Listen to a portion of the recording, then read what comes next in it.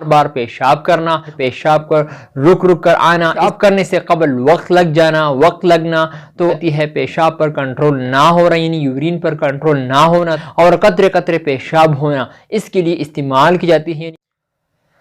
अस्सलामुअलैकुम दोस्तों, क्या हाल है? उम्मीद है कि आप लोग सब खैर खैरियत से होंगे। गाइस, आज हम रिव्यू करेंगे सेल्डेट कैप्सूल के बारे में कि सेल्डेट कैप्सूल आप लोग कौन सी बीमारी के लिए इस्तेमाल कर सकते हैं, इसका साइड इफेक्ट क्या है, इसका बेनिफिट्स क्या है, इसका सही तरीके इस्तेमाल क्या है, इसके बारे में आप लोगों के साथ पूरी डिटेल शेयर करूंगा।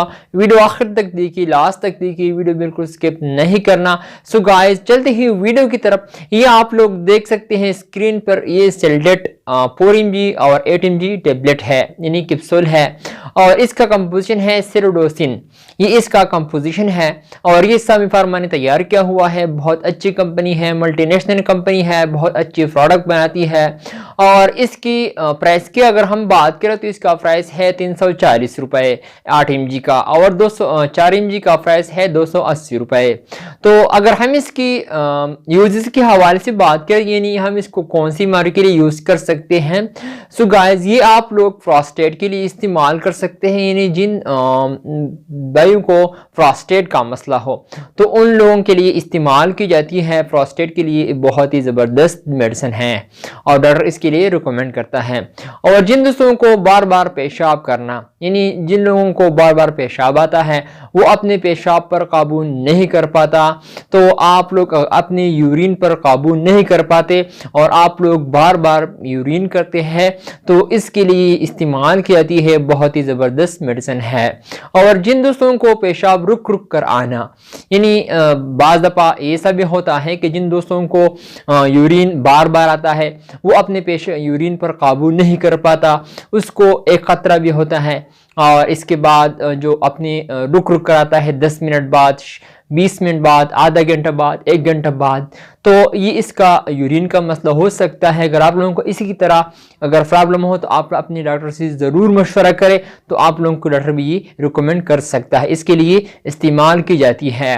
और पेशाब करने से कबल वक्त लगना, यानी जिन दोस्तों को ये भी होता है बाज़ दफ़ा को वो अपने पेशाब करने से टॉयलेट जाते हैं तो उसको कुछ वक्त लगता है पेशाब करने में, यानी यूरिन करने में, तो इसके लिए डॉक्टर भी रिकमेंड करता है। इसके लिए बहुत ही ज़बरदस्त मेडिसिन है। और जिन दोस्तों को कतरे कतरे पेशाब होना, यानी बाज़ दफ़ा ये भी होता है कि बहुत से लोगों को कतरा कतरे निकलता है, तो उसके लिए इस्तेमाल की जाती है। बहुत ही ज़बरदस्त मेडिसिन है। मैंने आप लोगों को बता दिया कि आप लोग प्रोस्टेट के लिए इस्तेमाल कर सकते हैं। पेशाब रुक रुक कर आना, उसके लिए भी इस्तेमाल की जाती है। पेशाब करने से कबल वक्त लगना, तो इसके लिए भी ज़बरदस्त मेडिसिन है। पेशाब पर कंट्रोल ना होना, यानी यूरिन पर कंट्रोल ना होना, तो इसके लिए भी इस्तेमाल की जाती है। और कतरे कतरे पेशाब होना, तो इसके लिए भी इस्तेमाल की जाती है। अगर हम इसकी साइड इफेक्ट के हवाले से बात करें, साइड इफेक्ट आप लोगों को डिजीनेस हो सकती है, हेडेक यानी सर दर्द हो सकता है, डायरिया भी हो सकती है। अगर आप लोगों की अलामत जाहिर हुआ तो आप लोग डॉक्टर से ज़रूर मशवरा करें। आप लोगों को मर्दाना कमज़ोरी भी हो सकती है, और आप लोगों को बोन फेन भी हो सकता है, यानी हड्डियों में दर्द भी हो सकता है। आप लोगों को लो ब्लड प्रेशर भी हो सकता है इसकी यूज़ करने से, और आप लोगों को रनी नोज़ यानी नाक से पानी भी बह सकता है। अगर आप लोगों को यह अलामत जाहिर हुआ तो आप लोग डॉक्टर से ज़रूर मशवरा करें, ताकि आप लोगों को इसकी कोई परेशानी का बायस ना बने। अगर हम इसकी काउंटर इंडिकेशन के हवाले से बात करें, तो काउंटर इंडिकेशन आप लोगों को हाई ब्लड प्रेशर मरीजों के लिए इसको इस्तेमाल नहीं कर सकते, यानी वो पेशेंट उसको नहीं यूज़ कर सकते जिन पेशेंट को हाई ब्लड प्रेशर का मसला हो। यानी प्रेगनेंसी में भी आप लोग इसको नहीं यूज़ कर सकते। अगर आप लोगों को फिर भी यूज़ करना हो तो आप लोग डॉक्टर से ज़रूर मशवरा करें, डॉक्टर के मुताबिक इसको यूज़ करें।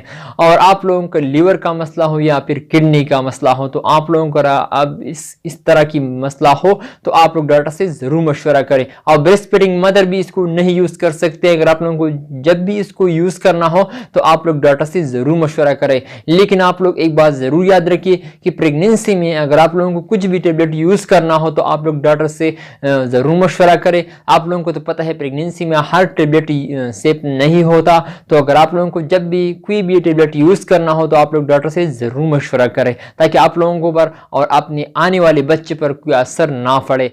तो अगर हम इसकी तरीक़ा इस्तेमाल के हवाले से बात करें, यानी हम इसको कौन से टाइम पर ले सकते हैं। बाज़ दफ़ा मुझसे बहुत लोगों ने पूछा कि हम इसको कौन से टाइम पर यूज़ कर सकते हैं, तो आप लोग इसको एक टेबलेट रोज़ाना इस्तेमाल कर सकते हैं, लेकिन वो भी रात के वक्त। अगर आप लोगों को सोने से पहले इसको यूज़ करना है, तो अगर आप लोगों को जब भी इसको यूज़ करना हो तो आप लोग एक टेबलेट यानी OD इसको यूज़ करना है, वो भी रात को सोने से पहले, खाने के बाद आप लोग इसको डेली एक टेबलेट इस्तेमाल कर सकते, चाहे या 4 mg हो या 8 mg, वो भी आप लोग OD सिर्फ इस्तेमाल कर सकते हैं।